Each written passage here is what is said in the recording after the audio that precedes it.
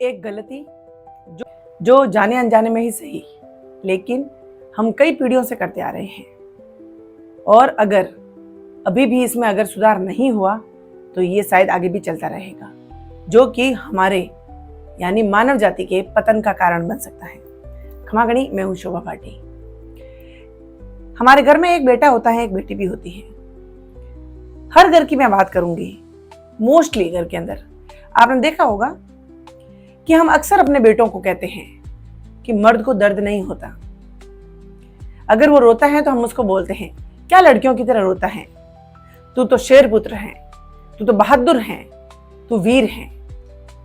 चलो यहां तक ठीक था। अगर किसी को किसी का शौर्य बताने के लिए या किसी को ताकतवर बताने के लिए, किसी को वीर बताने के लिए अगर हम लोग ये बातें कहते हैं, वहां तक भी ठीक है।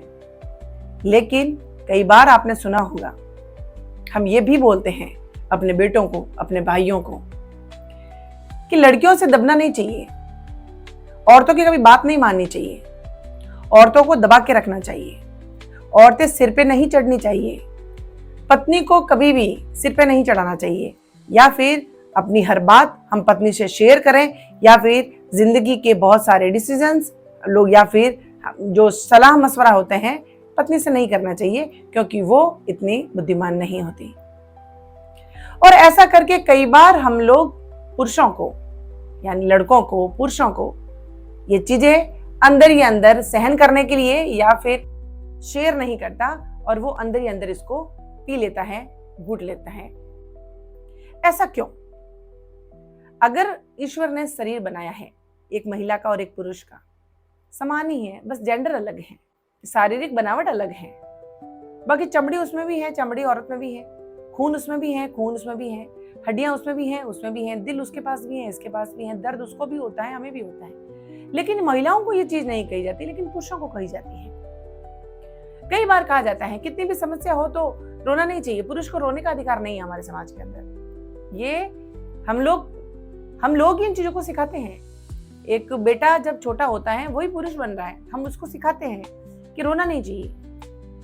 आज मेरे पास में ऐसा क्वेश्चन है कि ऐसा क्यों हम महिलाओं को कहते हैं कि रोने से या फिर आंसू बहा लेने से दुख या दर्द कम हो जाता है, लेकिन पुरुषों को नहीं रोना चाहिए क्योंकि उससे वो कमजोर साबित हो जाएंगे। तो क्या उनको दर्द नहीं होता? यही वजह है, सिर्फ यही वजह है कि आज सहनशीलता के क्षेत्र में, मानसिकता के क्षेत्र में वो बहुत टूट चुका है। लेकिन वो आप लोगों के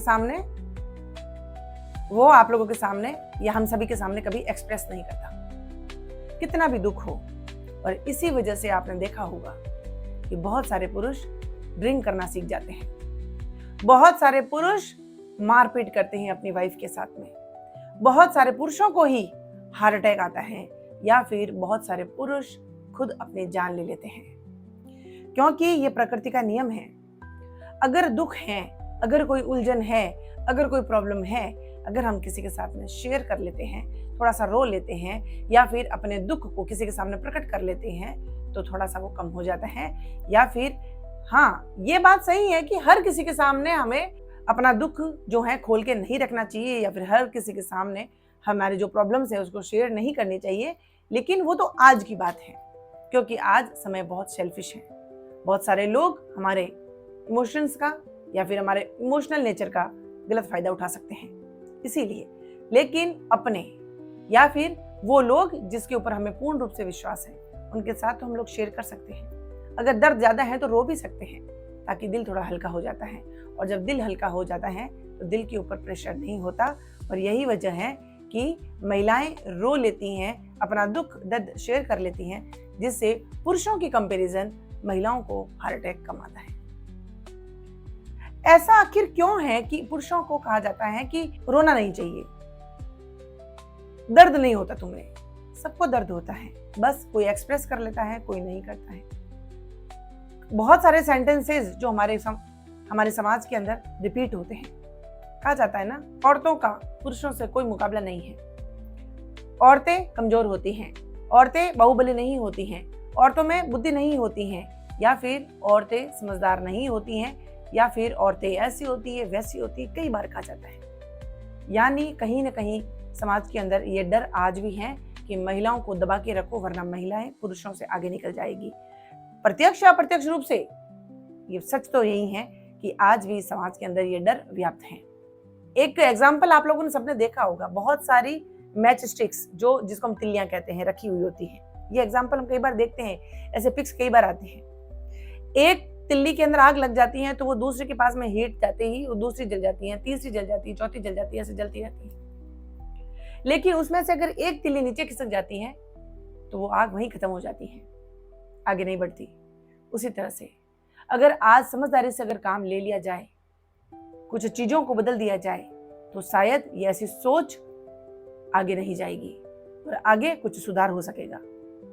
दर्द सभी को होता है, इजहार सभी को करना चाहिए, एक्सप्रेस सभी को करना चाहिए, क्योंकि अगर आपके भीतर कुछ द्वंद्व चल रहा है और वो द्वंद्व, हाँ, जिसके ऊपर विश्वास हो, उनसे भी तो एटलीस्ट उनसे तो हम शेयर कर सकते हैं। शेयर करना चाहिए, क्योंकि जिंदगी में एक दोस्त ऐसा कमाइए जिसको आपको लगे, जिसके बारे में आप ये स्टेटमेंट दे सकें कि वो तो मेरा खास है और दुनिया कितना भी कुछ कह दे लेकिन हम कहें नहीं, वो ऐसा नहीं कर सकता। यही वजह है, आपने देखा होगा, जब एक पुरुष अपने दुख किसी से शेयर नहीं कर सकता तो बार बार ये समझाया जाता है कि नहीं, पत्नी के सामने कमजोर नहीं पड़ना है, पत्नी आगे नहीं निकलनी चाहिए, पत्नी की कमाई नहीं खानी चाहिए, पत्नी सिर पे नहीं चढ़नी चाहिए, हर बात हर सलाह पत्नी से नहीं पूछना चाहिए।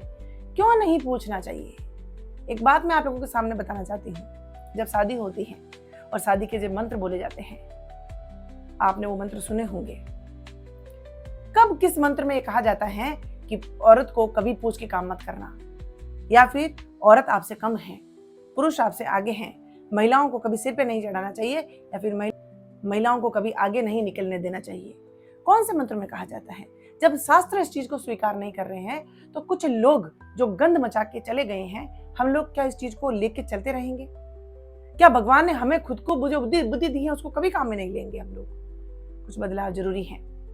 ये मानसिकता एक हमारे समाज को नष्ट कर रही है, हमारे समाज का पतन निश्चय कर रही है, क्योंकि ये सोच आगे से आगे बढ़ती जा रही है और पुरुष और महिला के अंदर जो कि फर्क नहीं होना चाहिए, और आज प्रत्यक्ष या अप्रत्यक्ष रूप से इतना फ्रेंड्स क्रिएट कर रही हैं, इतनी नफरत पैदा कर रही हैं कि हम न चाहते हुए भी पुरुषों को उस नजर से नहीं देख पाते हैं जो देखना चाहिए, या फिर हमारे समाज के पुरुष उन महिलाओं को उस नजर से नहीं देख पाते हैं या वो सम्मान नहीं दे पाते हैं जिसकी वो हकदार है। हमारे शास्त्रों में कब ऐसा हुआ है कि राजाओं ने अपनी रानियों को कुछ नहीं पूछा हो या उनसे सलाह नहीं की हो? रानियां तो बाकायदा राजा के साथ में हर जगह पे, चाहे वो शिकार करने हो या फिर राजपाट हो, शासन हो, हर जगह पे महिलाओं को समान अधिकार मिले हैं। तो किसने ये गंद मचाई होगी हमारे समाज के अंदर, और पुरुषों को ये बताया होगा कि महिलाओं को आगे नहीं निकलना देना है और महिलाएं सिर्फ और सिर्फ आपको भोगने के लिए हैं, या फिर नयन सुख लेने के लिए हैं, या सिर्फ आपको सुख देने के लिए हैं। ऐसा शास्त्र हमारे नहीं है, ऐसी संस्कृति हमारी नहीं है। जिनकी भी ये संस्कृति रही है वो लोग यहाँ आए, अपनी सोच यहाँ हमारे समाज के अंदर छोड़ के चले गए, जो कि बाहर निकलने का नाम ही नहीं ले रही है।